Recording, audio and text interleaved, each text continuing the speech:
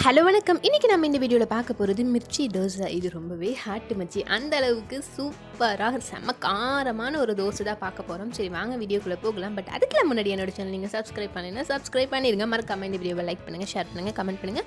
இந்த ரெசிபியை நீங்களும் ட்ரை பண்ணி பாருங்கள். ரொம்பவே ஈஸியாக ரெண்டு இன்க்ரீடியன்ட் தான். கார்லிக் அண்ட் ரெட் சில்லி வச்சு சூப்பராக ஈஸியாக செய்யக்கூடிய ஒரு ரெசிபி. சரி வாங்க வீடியோக்குள்ளே டக்குன்னு போயிடலாம்.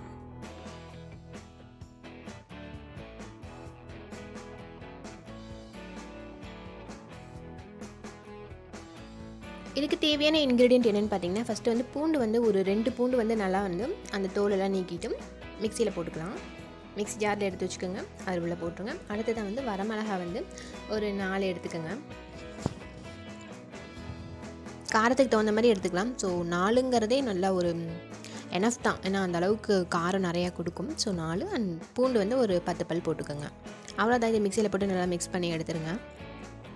இப்போ எப்பவும் போல் நம்ம தோசை வந்து நம்ம எப்பவும் போல் செய்கிறோம்.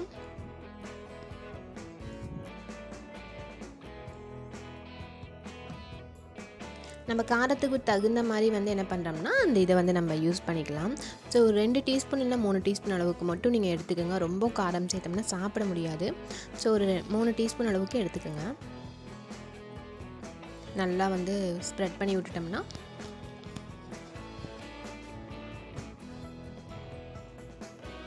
சைடு அந்த தோசை ஃபுல்லாகவே வந்து நம்ம இது பண்ணிக்கலாம். சைடு கார்னர் மட்டும் கொஞ்சம் கேப் விட்ருங்க.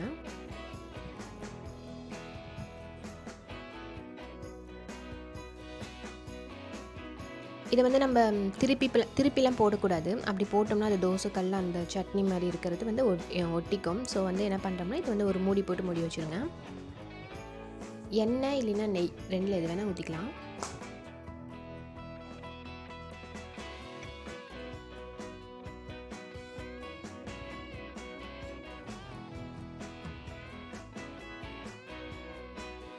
ஒரு மூடி போட்டு ஒரு 2 நிமிஷம் வந்து நீங்கள் வேக விட்டிங்கன்னா எப்பவும் போல் தோசை ரெடி ஆகிடும்.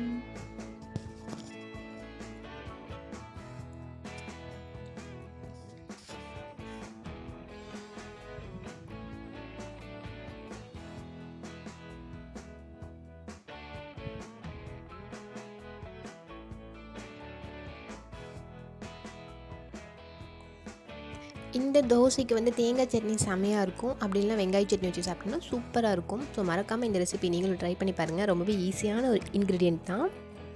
ட்ரை பண்ணி பார்த்துட்டு வீடியோவில் கமெண்ட் பண்ணுங்கள். இந்த வீடியோ உங்களுக்கு பிடிச்சிருந்தால் லைக் பண்ணுங்கள், ஷேர் பண்ணுங்கள், கமெண்ட் பண்ணுங்கள். இன்ஸ்டாகிராமில் ஃபாலோ பண்ணாதவங்க ஃபாலோ பண்ணிடுங்க. தேங்க்யூ ஃபார் வாட்சிங். Take care.